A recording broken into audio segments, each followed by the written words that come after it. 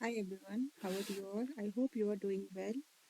सो CSR UGC net का exam already conduct हो चुका है। मैं यहाँ पे लाइफ साइंस की बात बेसिकली करूँगी। और आप किसी भी स्ट्रीम से हैं, like physical science, chemical science, life science, mathematical science, वो सभी इस सेशन से रिलेट कर सकते हैं।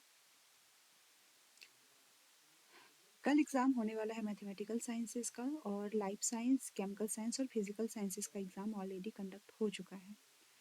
सो बेसिकली एग्ज़ाम कैसा गया, और हम कितने स्कोर कर पाएंगे, हम क्वालिफाई कर पाएंगे या नहीं, ये बहुत बड़ा एक क्वेश्चन होता है जो एग्ज़ाम दे के आते हैं उनका। और ये तब तक क्वेश्चन बना रहता है जब तक कि रिस्पांस सीट नहीं आ जाता है। रिस्पांस सीट के आने से हम क्वालिफाई होंगे या नहीं होंगे इतना श्योरिटी तो नहीं होता, बट एक हमें आइडिया लग जाता है कि कैसा है।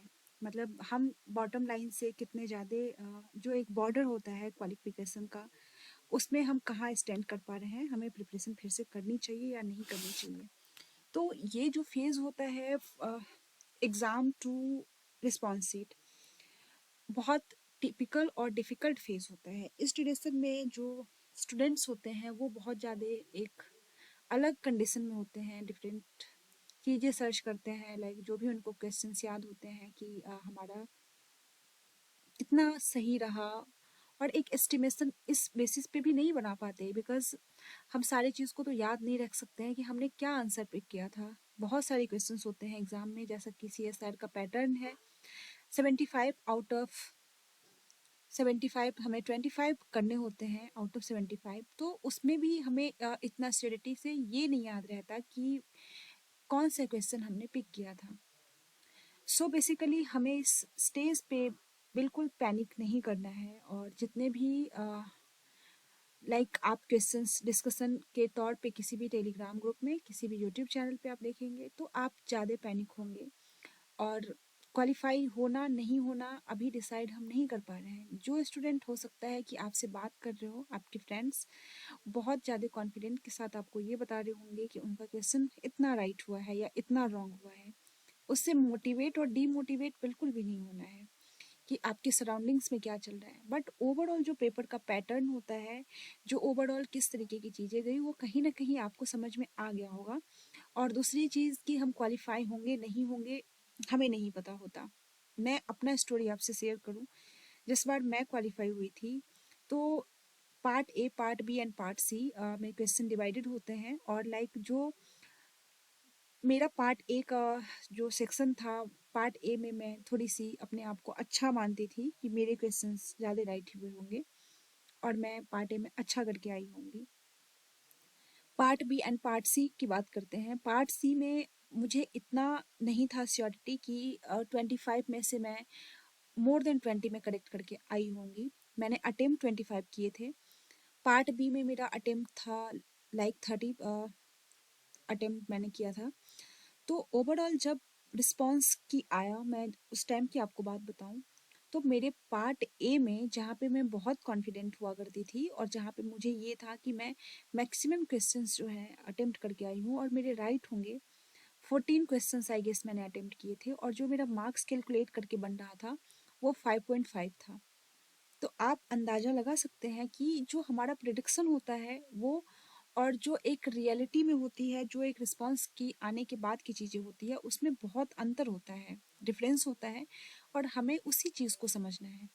पार्ट सी की मैं बात करूँ तो मेरे 24 क्वेश्चंस राइट थे आउट ऑफ 25, और मैं वहीं से ऑलमोस्ट मैं जो है शॉर्टलिस्ट हो चुकी थी फॉर JRF। तो ये एक बहुत बड़ी चीज़ है और इसको आपको समझना है। जितनी चीज़ें आप देखेंगे, लाइक अभी आप सेमेस्टर वाले स्टूडेंट हैं, यदि आपका अभी ये चल रहा है कि थर्ड सेमेस्टर में है, तो आपको ज़्यादा से ज़्यादा वक्त आपके एग्जामिनेशन पे देना है, आपके सेमेस्टर पे देना है, इंस्टेड ये सोचते हुए कि आप कितना क्वेश्चन कर पाए, आपकी चीज़ें किस तरीके से रही और आप कितना स्कोर कर पाएंगे, किस तरीके से आपकी चीज़ें चेंज हो गई। सी जो हो चुका है उसमें कोई चेंजेस नहीं आने वाला, आप उसमें कुछ चेंज नहीं कर सकते हैं, ना ही आप किसी और से डिस्कस करके उसको वैलिडेट कर सकते हैं कि किसका कितना राइट होगा। यदि आपको मैक्सिमम क्वेश्चन भी याद होंगे तो कितने याद होंगे, कितने ऑप्शन के साथ, बहुत कम। और कभी कभी तो मैं अपना आपको एक्सपीरियंस शेयर करूँ, मैं तो ये भी भूल जाती थी कि मैंने ये किया था या ये किया था। तो इन चीज़ों से बचने के लिए आप मैक्सिमम टाइम अभी ये डिस्कशन पे ना लगाएं कि किसका कितना सही हुआ, किसने कितना अटेम्प्ट किया, डजेंट मैटर। हो सकता है कि जो आपके फ्रेंड्स होंगे जिन्होंने पार्ट ए में 10 क्वेश्चन अटेम्प्ट किए हैं, उनके 9 क्वेश्चन रॉन्ग हो जाए, 8 क्वेश्चन उनका रॉन्ग हो जाए, या फिर साढ़े सही, कौन जानता है इस चीज़ को। तो don't waste your time in this things, इसमें कुछ भी नहीं रखा है। आप उतना टाइम अपने आप को रिलैक्स करने में दें। और ये रिलैक्स का फेज तब तक का होना चाहिए जब तक रिस्पांस की जो आंसर की रिलीज नहीं कर दिया जाता है, जो एक प्रोविजनल आंसर की है। प्रोविजनल आंसर की आने के बाद आपको एक समझ में आ जाएगा कि आप क्वालिफाई होंगे या नहीं होंगे। फिर उसके बाद आपको अपने प्रिपरेशन को आगे कैरी फॉरवर्ड करना है। एंड देन इसके बाद आप एक नई तरीके से चीज़ों की शुरुआत कर सकते हैं, क्योंकि इमीडिएटली कोई भी चीज़ नहीं होता है, किसी चीज़ को एक्सेप्ट करने में वक्त लगता है। और वो वक्त आप अपने आप को दें, बिकॉज कोई हार्ड एंड फास्ट रूल नहीं है कि हम एक चीज़ को एक्सेप्ट कर लें। तो मैं ऐसा बिल्कुल नहीं कह रही हूँ कि आपका एग्ज़ाम बहुत बेकार गया है, उसके बेसिस पे ये वीडियो बनाया गया है। आपका एग्ज़ाम हो सकता है बहुत अच्छा गया हो, तो है पेशेंस, अपने आप को समय दीजिए। आप डेफिनेटली इस चीज़ में बहुत अच्छा करके जाएंगे। Thank you so much guys, I hope आपको कुछ इससे फ़ायदा मिलेगा। कोई भी आपको डाउट है regarding joint CSIR UGC net examination, आप मेरे से पूछ सकते हैं। रिगार्डिंग कोई भी PhD interview, regarding any post, anything, any project, you can ask me here. I will respond you, and you can mail me, and you can join me on Telegram also, जहाँ पे मैं आपको answer करूँगी। Thank you so much guys. Stay connected.